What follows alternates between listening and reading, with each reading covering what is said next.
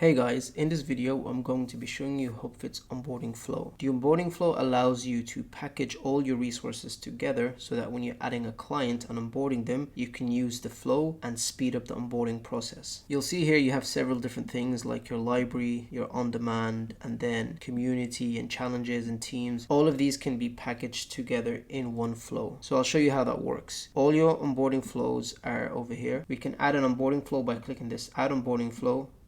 You can then name your onboarding flow whatever you want. So I already have an onboarding flow created, which we will use for this example. So I have a 3-month program. I'll go ahead and click on this flow. And you'll see here there are 4 different sections. The first section is the library section. And over here you can see you can have your workout plan, nutrition, forms, habits, metrics, and resources. This library contents that you can pick is directly from your own library. So if you look here, you have this library section, and that is exactly what you can put into the onboarding flow. So for example, we have habits. I can click on habits and I can select something else from my library. Let's say we want to add some daily steps habit. So that means when I use this onboarding flow when adding a client, all of these habits will be added to the client, all of these metrics, all of these resources. Next, we have the on-demand tab over here. This allows you to give them access to the resource collections, to the recipe books, and to the workout studios. So anything you have in your on-demand section over here, you can also add to the onboarding flow to automate it when you're adding a client. Next, you have the advanced tab, and this allows you to set any tags that you have. If you want to add them to any challenges, you can set that here. If you have a community, and if you want to assign this client to a team member, you can also do this directly from the onboarding flow. And finally, you have this feature control.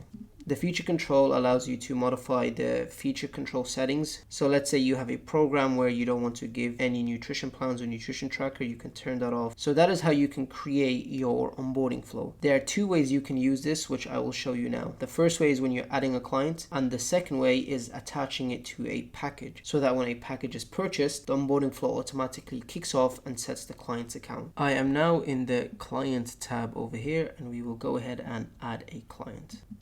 When adding a client, you will see this option here to select an onboarding flow. So for example, if I create this client, and then here I can select the onboarding flow. So if I pick this 3-month program and do add client, it will now create that client and auto set the account up with all the things that we've had in the onboarding flow. So if I click on the client we just added, you will see that all the things that we had on the onboarding flow have been carried over, such as the check-ins, the training, the habits. So it's a nice way for you to package everything together and make onboarding so much easier. The other way you can use an onboarding flow is in packages. So if I go to my packages over here, you'll see we have 3 packages, and with these packages you can connect the onboarding flow. So if I click on this package, for example, you'll see we have the automation section, and this is where you can select the onboarding flow. So in this case, we have the 3-month program onboarding flow, and here you can get a preview of all the things that will be added to this client's profile once they purchase this package. So that is how you can use the onboarding flow to automate your onboarding, whether adding a client manually or when a client is purchasing a package. The onboarding flow is a single trigger, so the content here is not synced to the client's profile. So once it's triggered, you can then make further modifications to the client's profile, and any changes made to the onboarding flow in the future does not affect the client's profile.